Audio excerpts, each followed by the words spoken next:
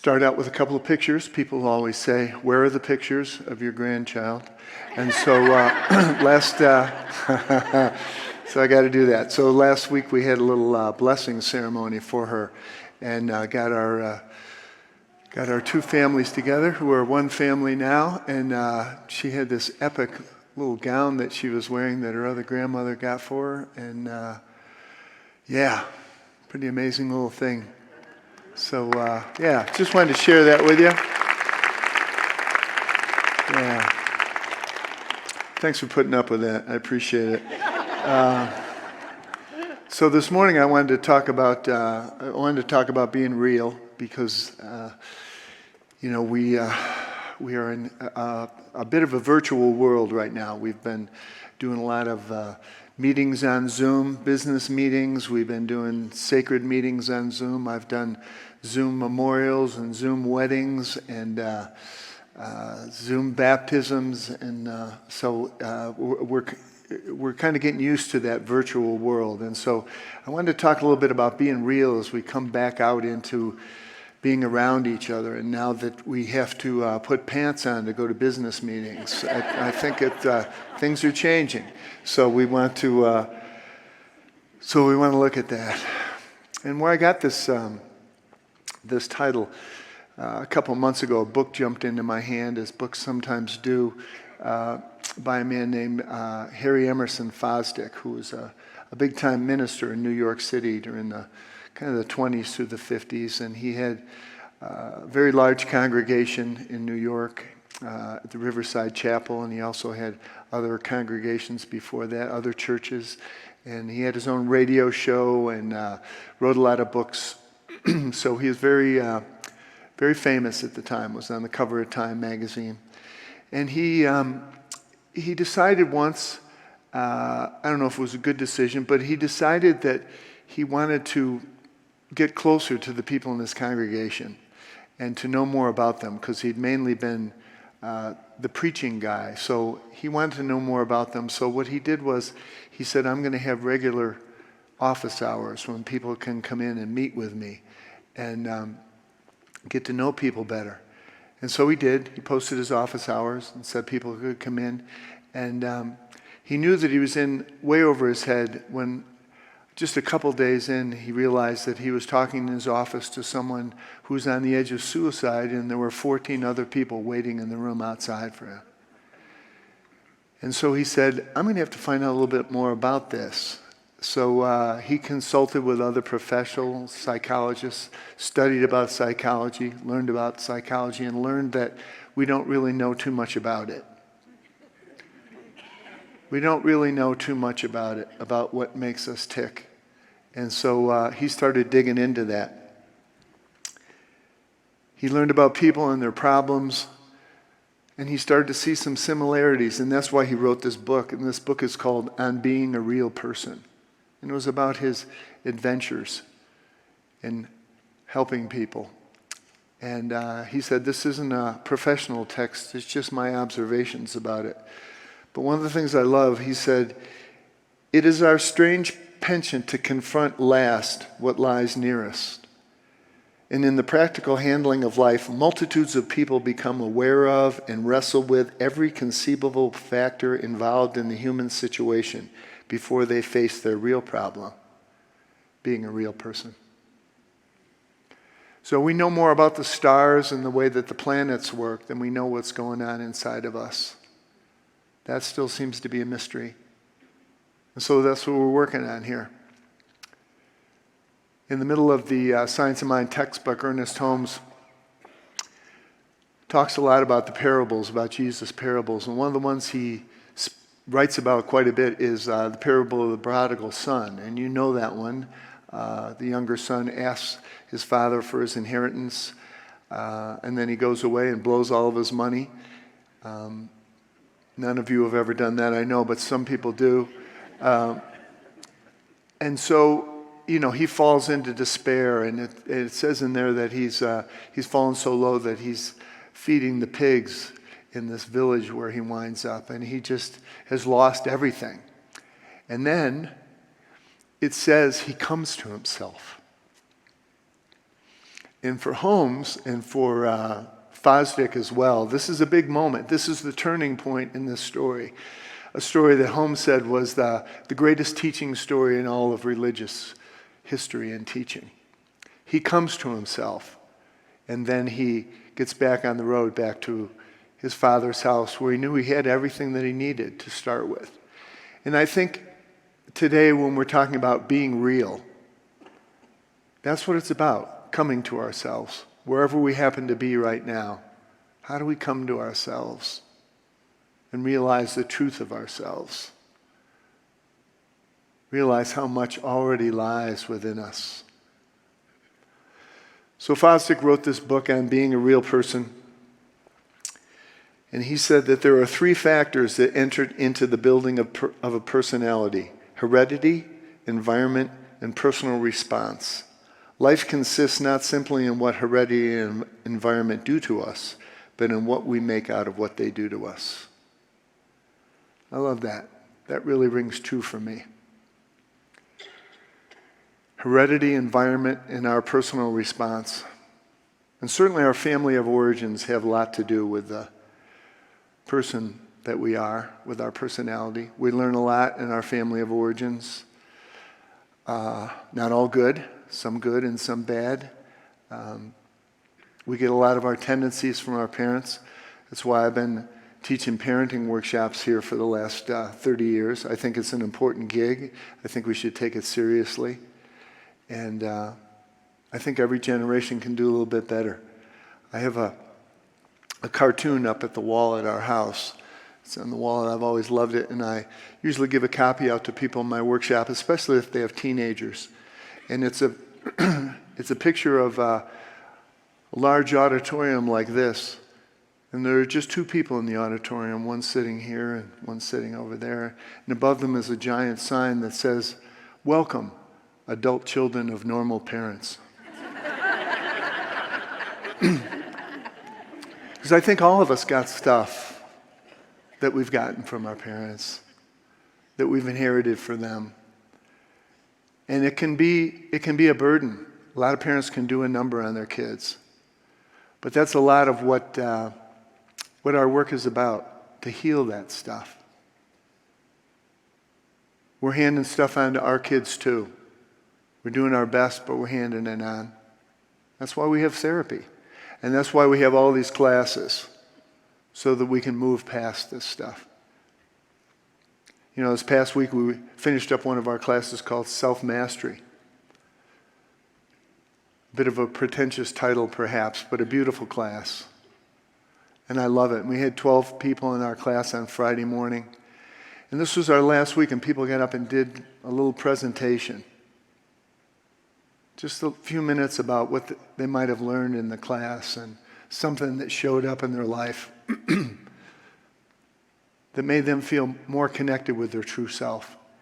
And it was just amazing, the experience to me. All I can say was, it was just an example of being real. It felt real in the room, because people felt safe, felt that they could show up. We created a safe container where people could be real, and where we could overcome that stuff that we got from our parents. I usually tell people in the fall classes when we're moving towards the holidays, you think you got this spiritual stuff. See how it goes when you go home for Thanksgiving and get with your family. But we can overcome that. That's just part of our personality. The other thing is the environment. And we've got a lot of environment going on around us now, don't we? What an environment we're in. There is so much virtual that's going on in our environment where we can actually create a personality and a look and a kind of an image for ourselves online that might not be our true self. And then we're trying to protect that image. A lot of times when you go into a restaurant, you can see people that are meeting for the first time in person. And they've interacted online, and here they are, they're meeting in person. And you can just feel that anticipation going on, like, is this who this person really is? But I think in this virtual environment that we're in, it's so important that we learn to move forward in an authentic way with who we truly are. That's what makes us attractive, by being who we are. Because the third thing is our personal response. How are we going to respond to what we've been given by our parents, our story? Anybody here got a story? You do? Okay, cool. Just these two. But other people, we all got a story, and we're here to work through it. That's why we came here, to work through our stories in the environment where we happen to be. So that's what I want to talk about today, about being real. And I think it starts with our principles. It starts with our principles.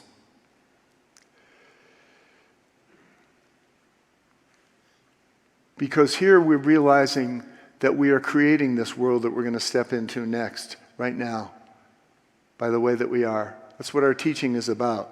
It's about creativity. Ernest Holmes said, "We are chemists in the laboratory of divine mind. What shall we create? We are chemists in the laboratory of divine mind." That's one of our principles, that we are creative.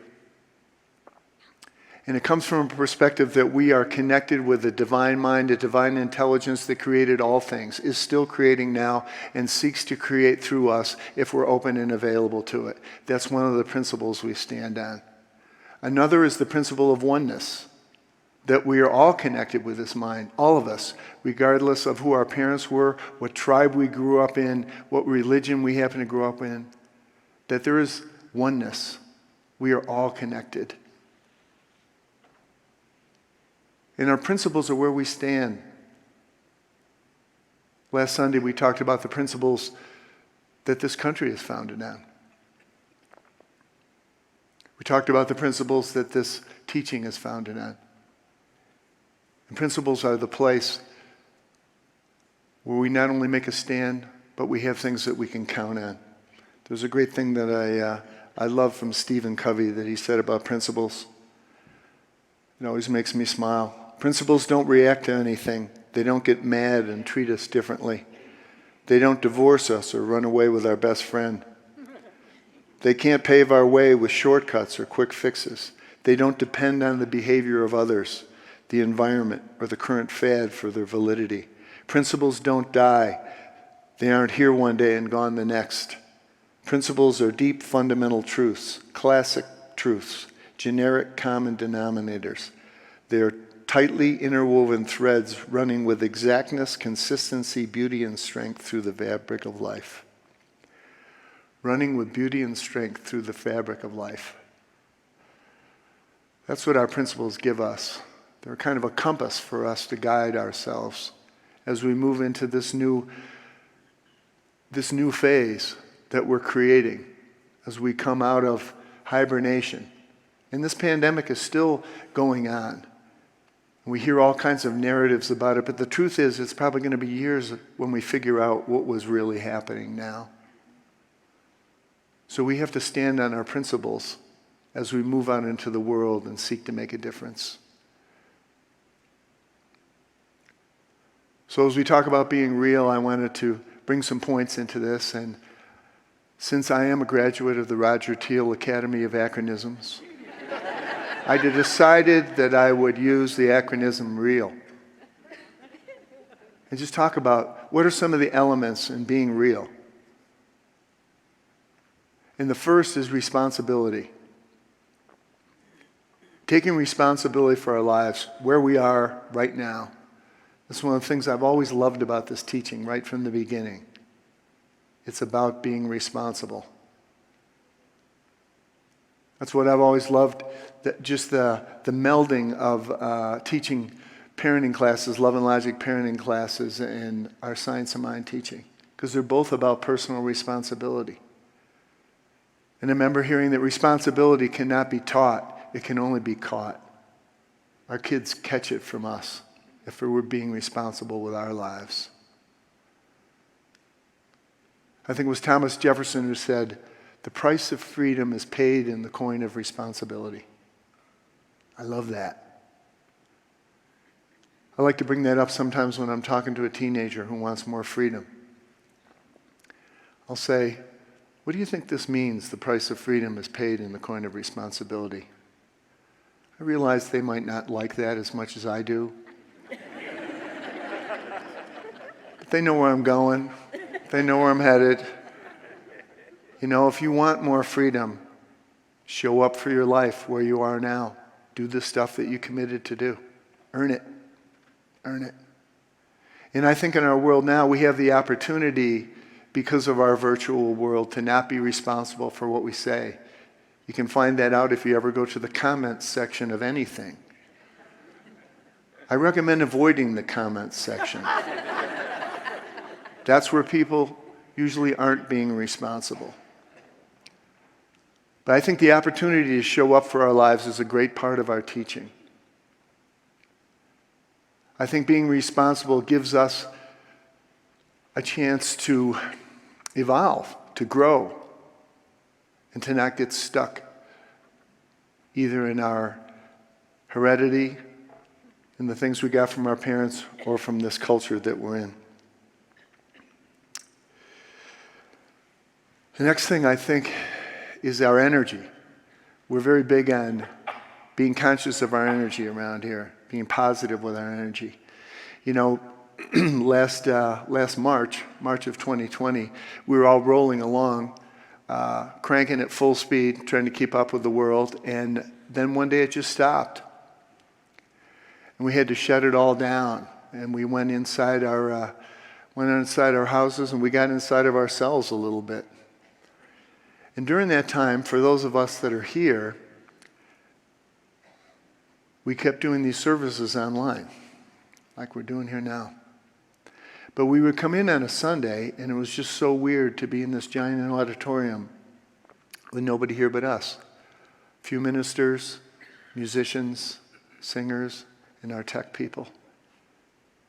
And the thing I think that made it work is the energy that people brought. People stay positive. Do we know what we're doing? No, but we're going to do a good job with it. This is new turf, and we've got each other, and we're going to be doing it. And that's what kept us going. And we could feel the energy of the people watching, you. So I want to thank you. Thank you. Because energy is real. What we bring to every situation. We bring an energy to every situation, every room that we walk into, every person that we meet. And our energy counts. And we can either be authentic and real with our energy and be positive and expect the best, or we can lean back and blame our problems on other people. Our energy makes a difference. Our energy makes a difference. And being authentic makes a difference. I love that song that Jennifer just did, If We're Honest. You know, our authenticity has a lot to do with the way that we show up in the world. If we're comfortable with ourselves. If we feel okay with ourselves. One of the people that I've really loved who's spoken here a few times, not with us anymore, is John Bradshaw. He had so much in the world of recovery, addiction. And he talked a lot about authenticity. And he talked about something that he called the mystified self.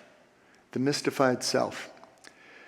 He said, the mystified self is born out of a belief that we are only lovable when we are not being ourselves. This creates feelings that are frozen, that continue to express through all of our relationships until they have been embraced by us and integrated. It also creates confusion, pain, addiction, and relationships that are not based in the truth of spirit. Only lovable when we're not being ourselves. Think about that for a minute. If we want to attract people into our lives, our authenticity is what attracts them. It's what makes them feel safe around us. It's the essence of love, being authentically who we are, sharing ourselves with other people. So I think if we're going to be real, authenticity is something we've got to lean into. In spite of this environment we find ourselves in, we can be authentic. And the last point, and I think the most important, is love. The most important thing is love. I got to do this little ceremony with our granddaughter last week. And it was so amazing. What a love fest. And to get these two families together, and now they're one family. And what brought us together for this ceremony was just that everybody loves this little baby. And it was such an amazing gathering. And, when the part came when I was blessing her and putting a little flour and water and putting it on her head, we just locked eyes.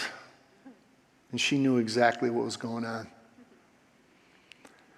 So obvious why we were there. And so obvious that she was just a magnet that pulled everybody there.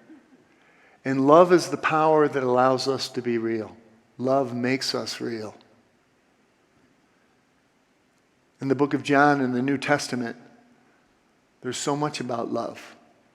So much about love in there and about Jesus' take on love. He put it in the first position when he said, "A new commandment I give unto you, that you love one another as I have loved you, that you also love one another. As I have loved you, love one another." It's simple enough, but it's a difficult thing to do. We can do it in our own families. We can have that feeling when we're surrounded by family and people we're comfortable with. But can we really love one another and bring that love into the world in this next phase? Can we make our love real with our neighbors, in our cities, in our communities? Can we make that love real? It was a radical idea 2,000 years ago, and it's a radical idea now. But it's just so important. Love makes us real. I want to finish up with a story I heard from Arun Gandhi when he spoke here several times. He was the grandson of Mahatma Gandhi. He went to India to live with his grandfather when he was about 12 years old. He was working through some stuff, and he went to live at his grandfather's ashram in India. And there was a lot of poor people that lived there, very, very poor people that had been rescued from the slums, a lot of children. And Arun said that he was at the ashram one day, and his grandmother had made some candy for one of our other grandsons that was getting ready to go back to college. She wanted him to go back.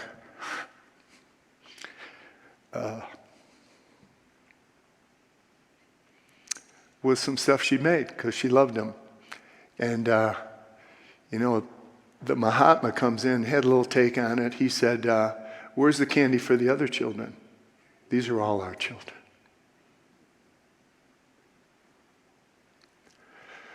So I think that's where we are now. Expanding beyond our tribes, expanding beyond our narratives that we're comfortable with, expanding beyond our prejudices and old ideas that no longer serve us. As we move into this new reality, we're creating it now. We know that. We are creating it now. Let's create it with responsibility, energy, authenticity, and love. And remember that the greatest of all is love. Let's pray.